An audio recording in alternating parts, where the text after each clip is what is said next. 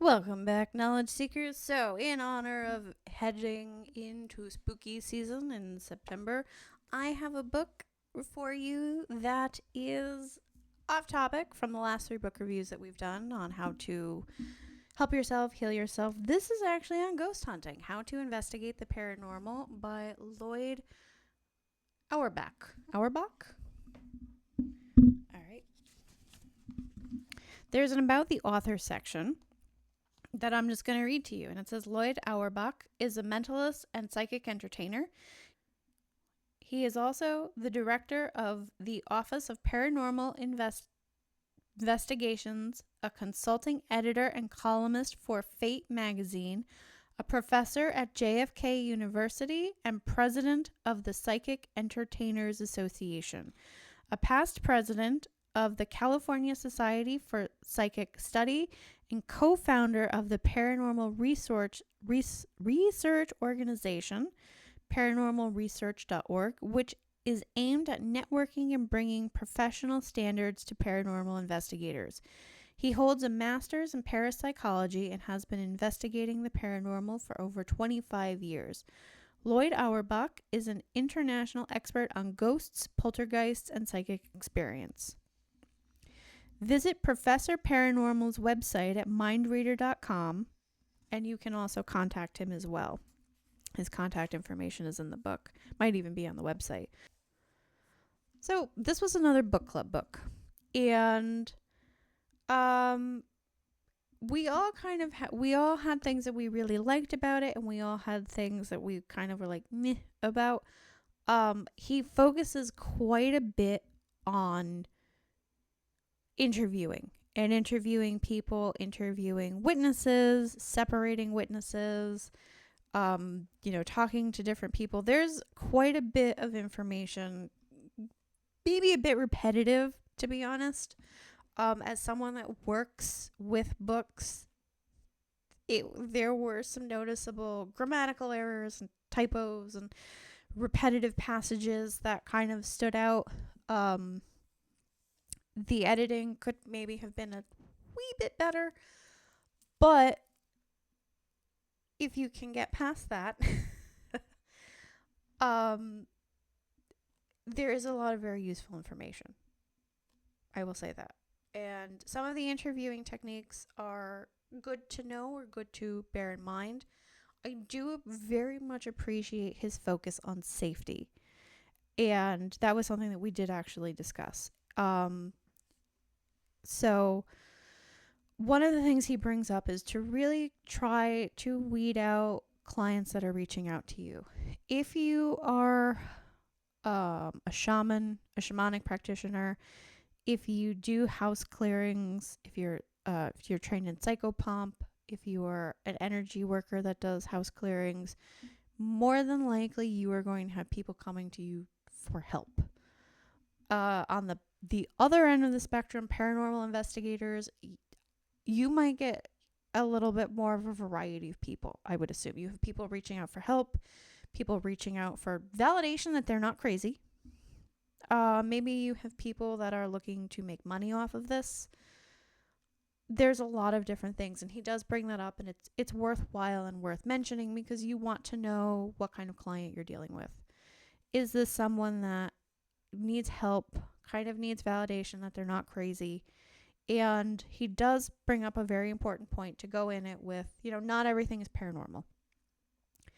Go in with kind of with that assumption and just be kind of mindful, of what's around the house, what's in the house. Are there electrical problems? If the electrical is old in a house, you might have really high EMF readings or electromagnetic field readings. And that by itself can cause dizziness, nausea, vertigo, paranoia. It can have mental and physical effects on someone. So if that's an issue, that, maybe you need to bring in an electrician. You can bring in, and even if you bring in different people, like if you yourself are kind of dealing with the psychic end of it and want to make sure that the house is cleared, we're trying to get rid of whatever's there, and you bring in maybe someone for the more parapsychological, paranormal end of it, where they can maybe look around and be like, okay, do you have rodents? Is there, something getting into the house? Do you have a bug problem? You can pair off and kind of go that way. But the other thing is too, is that he brings up that's also really good. Don't try not to go by yourself. If you do have to go by yourself, it's a little bit like dating. A lot of women will understand this, and maybe even some men. Let someone know where you are, phone numbers, addresses, check-in times. Maybe bring a friend or a significant other with you to a location. Maybe they can just stay in the car if they want to walk with you, drop you off and come back at a set time. Have some kind of system set in place where you can be safe. Because he does bring up the fact that, yes, there are people out there that are legitimately looking for help, but you also may have some people that are mentally unwell. You might be walking into a domestic violence situation. So making sure that your safety is paramount is something that he does focus quite a bit on. And I do appreciate that. That's one of those things that is something that I think we may generally forget in our enthusiasm to either be helpful as energy workers and practitioners of various things. We are called to help, and we want to help, and we want to do what we can to help. Whereas, paranormal professionals may also want to help. They may want to debunk. They may want, whatever their end goal is. And that is something that he does discuss, is what is your motivation for doing this? It's also very important to know is, why are you doing this? There is there's a lot in here. He has an entire, he's got like 2 pages of interview questions. We felt that maybe it was a little much, but maybe for some people this is good. So there's 33 questions here, from describe the occurrences, what's the relationship to everybody in the house, do you have pets, what's the occupation. Some of these were a little strange, like what's your occupation, what's your educational background, have you ever been to a psychic, what films have people been watching. Some of them were a little, you don't want to blame the person calling you and be like, yeah, maybe you're a little bit nutty. You brought this on yourself. It's some of them felt a little bit like you potential, what does it matter what the educational what education level everybody has in the house? What are you trying, are you trying to say that people that are more intelligent are not going to be as susceptible? What are we trying to say here? People that don't have as high an education, or maybe work a blue collar job, will view things one way, and it's a slippery slope, a question like that.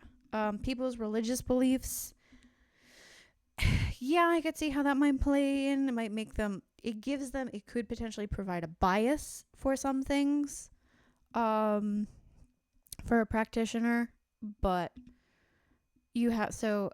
if you are the psychic or the practitioner on site, you would have to, respectfully maneuver around that and figure out ways to help. And hopefully the people in the home are open to that help. It may pay if you are also a practitioner, or if you're the parent, depending on if you're working as a team or if you're doing this on your own.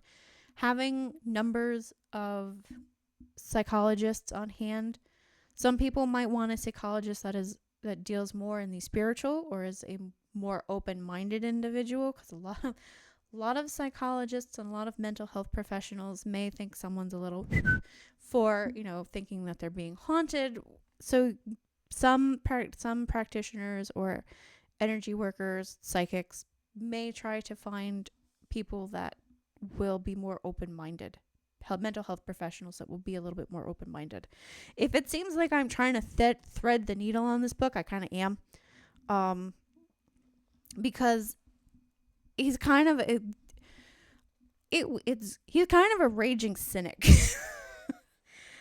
That's kind of how parts of the book came across.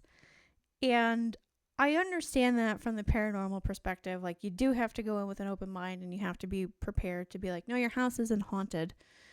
You know, you've got mice in the walls, or squirrels ate through the situation, or, you know, we were talking about, this was a story from my teacher. Like, we were talking about a dead person and the lights went out, but there was power outage in the whole area. So, like, so depending on the conversation you're having, you know, you're gonna have to be the voice of reason, the rational individual.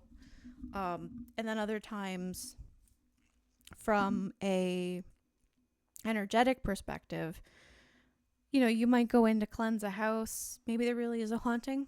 Maybe it's family, and they just need validation that it is family. It's like these spirits are not here to hurt you. They're not here to harm you. They're not here to intentionally scare you. They're here watching over you. It's your family. It's okay. And I can cleanse the house, but they may not leave because they're meant to be here.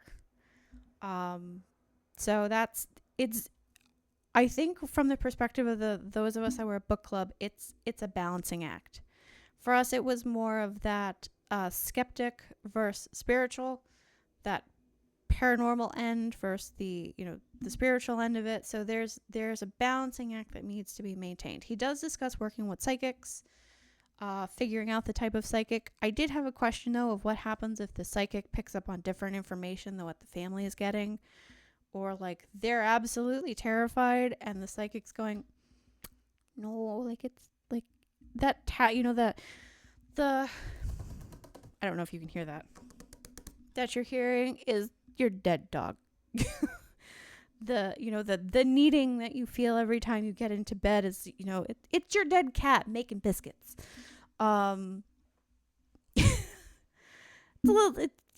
It's terrifying and unexpected, but for some of us this is normal. So there is very much a balancing act, I think, that you have to take with this book, depending on how you're approaching it, depending on how you're reading it. I think this book, let me check I thought it came out in 99. I think I looked at the publication date. It was 2001. Where's the publication date? What year did you? Yeah, 2001. So some of the information's a little older. Some of the, he does actually give you some electronics you can use, suggestions, which are good. If you've read if you've watched a lot of ghost hunting shows, or you've seen books that have been printed within the last maybe 3, 4, 5 years, you'll find kind of more modern or different things because they're updated versions. So, but the foundation, as I drop the book,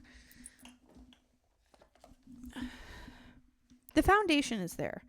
I did actually really like how he has a couple of chapters for preparing for an investigation, like that kind of thing, like getting your team together, get consent, public hauntings. Like, just because someplace says it's going to be haunted, it may not be haunted.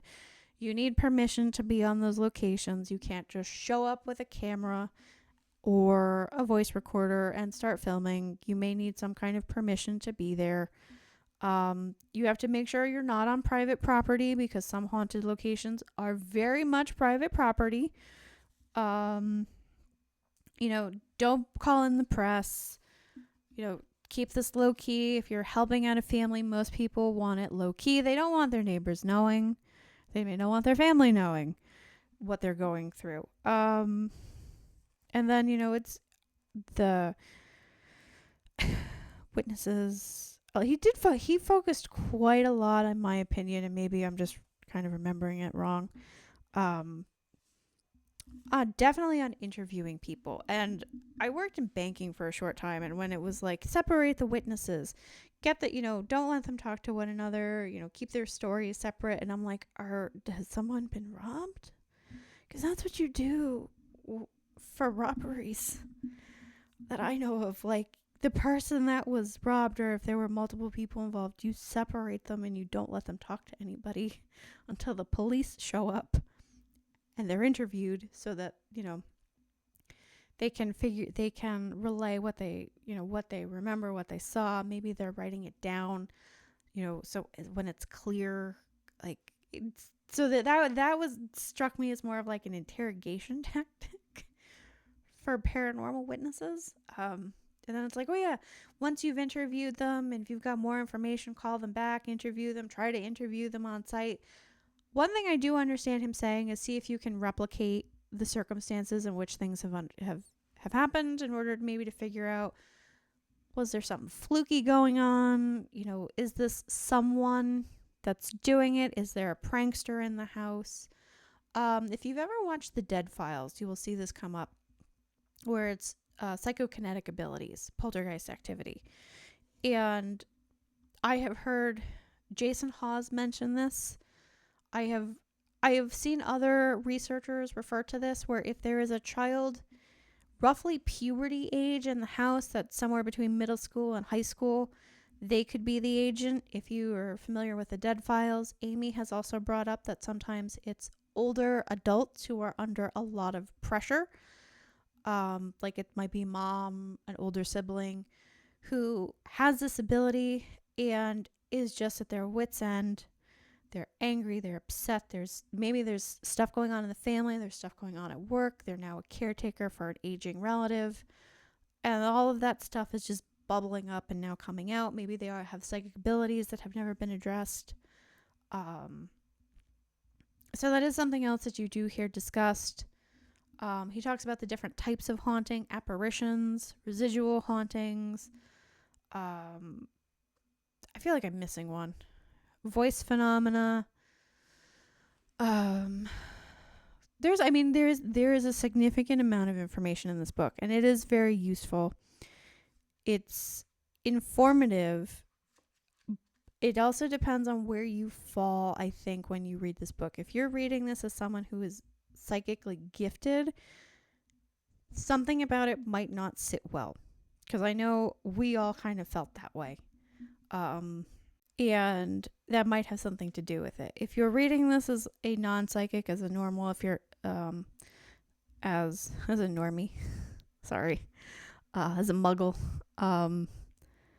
but no, really. But if you're reading this and you're not a gifted individual, or maybe you know someone who is, or you really just love the paranormal and you love ghost hunting, it might hit differently.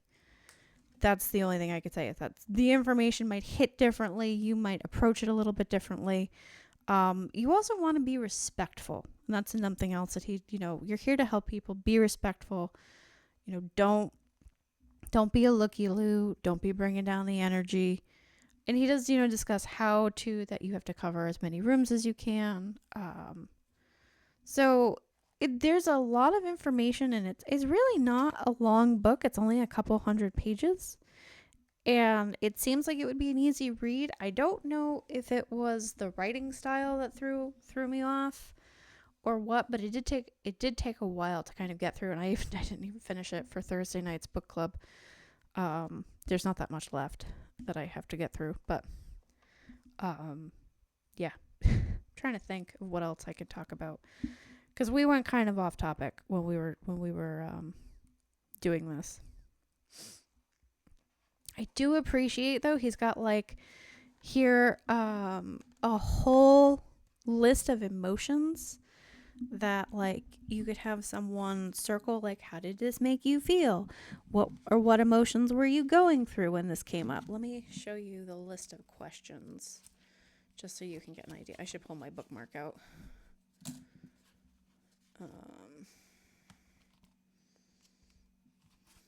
So here's the 2 pages of questions. If you get this book and you follow it, you could 100% ask all the questions. Or you can pick and choose which ones you want to use. Some of them are useful. He does also bring He does bring up the fact that there are different types of psychics, which is also very important. There are people that have to be right. There are people that are, even though they're psychic, they might be there either to boost their own ego, for the money. They're not as high vibing as they should be. So they're, instead of bringing the energy up and getting you information, maybe they're adding to kind of this low vibration. They're looky-loos. Yeah, they might be gifted, they may be able to do stuff, but they're also just there for the fun of it, which can be a little weird. But he does, and he helps you to try and figure out how to work with psychics, how to use the technology along with a psychic. He does mention Ouija boards. Not all psychics are comfortable with Ouija boards, depending on how they're trained. Some might use pendulum, some might use cards. I actually know someone that does spirit drawings. I think she's learning how to do that. There's a lot of different tools that psychics can employ in a investigation and try and figure out. Psychics might also have some very different banishing rituals, or not, well, banishing rituals, a means of helping someone cross over, cleansing rituals. So depending on where you are in the spectrum or where you are in the grand scheme of things will determine, I think, how helpful this book is. Once you kind of get past the writing style and the grammar, which might be very difficult for some people. If you're a book lover, it might be a little bit difficult to get through, to get past. Because I think there was a comment that all three of us made at different points, because there were supposed to be, I think, 5 or 6 people and 3 showed up. So, but, yeah. I'm trying to think of what else I could talk about. It is a good book. Like if you're looking for foundations, or you're looking to kind of where to start, if you're interested in ghost hunting, it's a viable book. Like it's good for that. So it definitely gives you a good foundation to start with, and I will say that. Yeah, this is I feel like this is probably not one of the more upbeat not one of the more upbeat book reviews that I did, but yeah, no, I liked it, and there were parts of it that I really liked, and I really enjoyed, and then there were parts that just they hit wrong. There's no other way to say it. They just did not hit well. So yeah. But hopefully you will at least find this marginally useful. Maybe not the most encouraging, but it's useful. It is definitely useful. It's worth looking into if you're interested in that. All right, so I'm gonna stop my rambling here. We're gonna just end this. So I hope you're doing well. Thanks for stopping by, and until we meet again, my friends, take care.